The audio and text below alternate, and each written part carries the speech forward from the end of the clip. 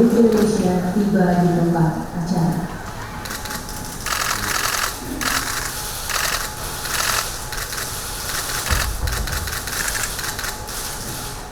Rapat terbatas yang hari ini akan dibicarakan mengenai kebijakan ekonomi makro dan pokok-pokok kebijakan fiskal untuk tahun 2021 dan rencana kerja pemerintah RKP tahun 2021. Yang pertama,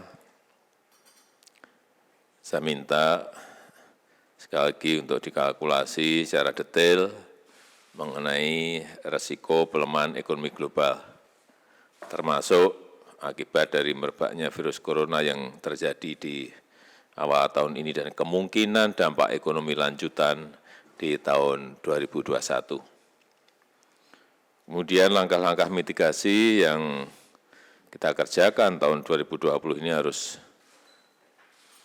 diperkuat lagi untuk tahun 2021. Rancangan kebijakan fiskal tahun 2021 yang mampu memperkuat daya tahan ekonomi nasional yang mampu mengatasi berbagai risiko yang mungkin muncul dan mampu melindungi ekonomi negara kita dari gejolak ekonomi global. Ini perlu juga digarisbawahi. Yang kedua, walaupun kita hadapi tekanan ekonomi global, tapi kita tetap harus optimis.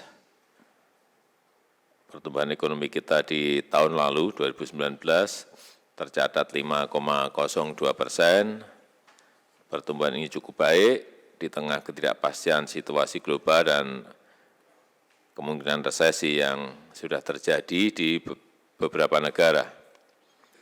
Saya yakin dengan reformasi struktural yang terus kita jalankan secara konsisten, terutama nanti setelah adanya Omnibus Law Cipta Kerja dan Omnibus Law Perpajakan, ini akan menciptakan sebuah momentum baru bagi pertumbuhan ekonomi negara kita.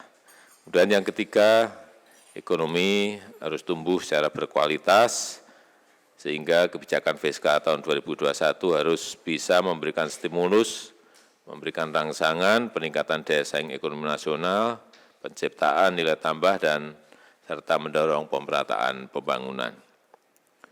Daya tarik investasi harus terus ditingkatkan agar bisa membuka banyak lagi lapangan kerja baru. Insentif bagi tumbuhnya industri manufaktur juga harus diberikan, terutama yang berkaitan dengan industri padat karya.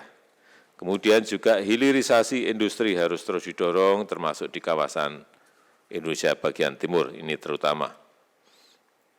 Penguatan usaha mikro, usaha kecil, usaha menengah harus terus dilakukan sehingga mampu naik kelas masuk dalam supply chain nasional maupun supply chain global. Saya minta juga diberikan perhatian khusus pada program KUR, pada program Mekar, pada program UMI, dan juga pada program Bank Wakaf Mikro. Yang keempat, di 2021 defisit neraca perdagangan dan transaksi berjalan harus semakin menurun, sehingga perlu diberikan prioritas pengembangan industri substitusi impor, kemudian melanjutkan kebijakan bioenergi ke program B40, B50, kemudian langkah-langkah terobosan dalam rangka meningkatkan lifting minyak kita. Yang kelima, kita lanjutkan terus penguatan SDM yang unggul melalui program pendidikan, kesehatan, pelatihan vokasional, lewat kartu prakerja, dan juga pengentasan kemiskinan. Saya rasa itu yang bisa saya sampaikan sebagai pengantar dalam rapat terbatas kali ini. Bu Menteri Keuangan, saya persilahkan.